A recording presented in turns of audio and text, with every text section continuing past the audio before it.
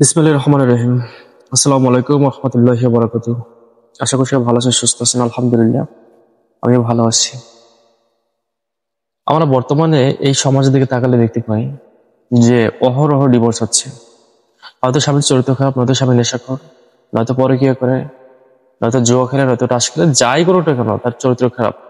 আসলে সবকিছু ঠিক করা গেল, কারো চরিত্র ঠিক করা যায় না। বর্তমান সমাজে হয়তো কেউ স্বামী পেয়ে অসুখী, আবার অনেকে দেখা গেছে যে স্ত্রী পেয়ে অসুখী। অনেকে দেখা গেছে স্ত্রী থাকা সত্ত্বেও বাইরে পরকীয়া করে, ঘরে স্ত্রীকে তার ভালো লাগে না, তার স্বামীকে ভালো লাগে না, তার স্বামীর ইনকাম ভালো লাগে না, তার স্বামী যা ইনকাম করে তাতে সে সন্তুষ্ট না। আসলে আল্লাহ রাসূল সাল্লাল্লাহু আলাইহি ওয়াসাল্লাম বলছেন যে তোমরা অল্পতে সন্তুষ্ট থাকো, খুশি থাকো। তো মানুষের শুধু চাই আর চাই, যার চাহিদা যত বড় সে তত বড় লোভী। কিন্তু চাহিদাটা যদি হয় আল্লাহ রাব্বুল আলামিনের প্রতি, যে আমি আল্লাহকে চাই, আমি তাকে ভালোবাসবো, আমি তারপরে চলবো ইনশাল্লাহ, তাহলে সেখানে কোনো সমস্যা নেই।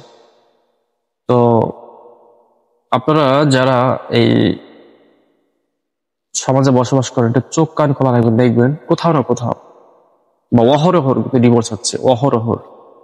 এই ডিভোর্স অন্যতম কারণ হলো ওই যে বলছি, হয়তো পরকীয়া, হয়তো স্বামী রেখে কারোর সাথে প্রেম ভালোবাসা করে, নয়তো স্ত্রী রেখে স্বামী কোথাও পরকীয়া করে গোপনে। তো এই সমস্ত কারণে সংসার কিন্তু বর্তমানে অমিল। এবং এই ধরনের যে সমস্যা, এগুলোর সমাধান কি আসলে চরিত্র ঠিক করা।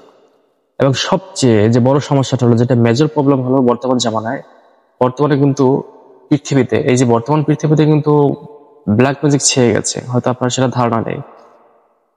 ঘর ঘর কবিরাজ, অনলাইনে ঢুকলে দেখবেন কবিরাজ, তান্ত্রিক, অগরি সাধু, নাগা সাধু, 24 ঘন্টায় বশীকরণ, 72 ঘন্টায় বশীকরণ, 1 ঘন্টায় বশীকরণ, 5 মিনিটে মেয়ে ছুটে আসবে, ঘর দুয়ার ভেঙে ফেলে, বাপ মা সব ত্যাগ করে চলে আসবে, এবার মন্ত্র দেয়, এই দেয় সেই দেয়। আসলে এগুলো তো কুফরি গেলাম, এগুলো তো ভালো না।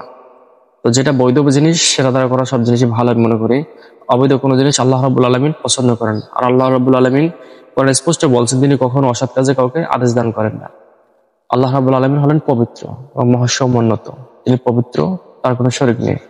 তো যাই হোক, বর্তমান সমাজে আমরা যদি দেখি যে বড়লোক ছেলে মেয়েদের ভিতরে দেখবেন কিন্তু ডিভোর্স হয়ে যাচ্ছে।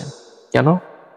অনেক বড় ফ্যামিলি, আমার নিজের চোখে দেখা, আমার ফেসবুকটা যদি আমি আপনাদেরকে দেখাতে যাই স্ক্রিন রেকর্ড করে, প্রায় 30,000-এর মতো SMS ছেলে মেয়ে অনেকে করে রাখছে, হুজুর আমার এই সমস্যা, আমার ওই সমস্যা, আমার জিনিস সমস্যা, আমার স্বামীর কথা শুনেন, আমার স্বামী আমাকে তালাক দিচ্ছে, আমার স্ত্রী চলে গেছে, ফিরিয়ে দেন, এই দেন সেই দেন। যদি আমি এসব বিষয় নিয়ে কথা বলতে চাই না। তো যাই হোক, বর্তমান সমাজ যে পরিমাণ ডিভোর্স হচ্ছে, এই ডিভোর্সের আরো একটি বর্তমান যে মেজর প্রবলেম সেটা হলো ব্ল্যাক ম্যাজিক। ব্ল্যাক ম্যাজিক কিন্তু কয়েক ধরনের হয়ে থাকে, তার মধ্যে সব থেকে ডেঞ্জারাস হলো যে ব্ল্যাক ম্যাজিক, যেটা কালো জাদু, আর একটা রেড ব্ল্যাক ম্যাজিক। এটা তো সব থেকে আরো ভয়ঙ্কর। কথা বলছেন, রেড ব্ল্যাক ম্যাজিক মানে একটা লাল কালো জাদু। এই জাদুবিদ্যা দ্বারা কাউকে বশীকরণ করা হয়, কাউকে মেরে ফেলা হয় তাৎক্ষণিকভাবে। যে ব্রহ্মবান আছে বা বিভিন্ন ধরনের যে বানবিদ্যা আছে, এগুলো রেড ব্ল্যাক ম্যাজিক অন্তর্ভুক্ত। তো বর্তমানে যে পরিমাণ ডিভোর্স হচ্ছে, তার একটাই মাত্র কারণ, সেটা হলো কুফরি কালাম। ঘর ঘর অশান্তি, স্বামী স্ত্রীর মধ্যে শান্তি নেই, স্বামী স্ত্রীকে চোখে দেখতে পারে না, স্ত্রী স্বামীকে চোখে দেখতে পারে না।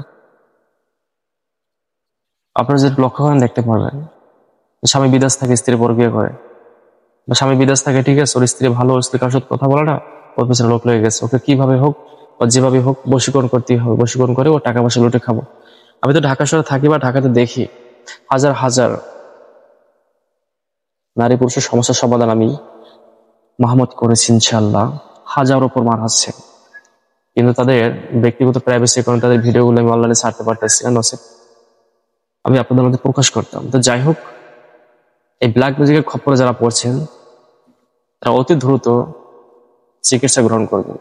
আমার থেকে যে কোন বিষয়টা এমন, আপনার আশেপাশে যারা ভালো হুজুর আছে তাদের থেকে, তাদের শরণাপন্ন হয়ে ইনশাল্লাহ এই চিকিৎসাগুলো করবেন।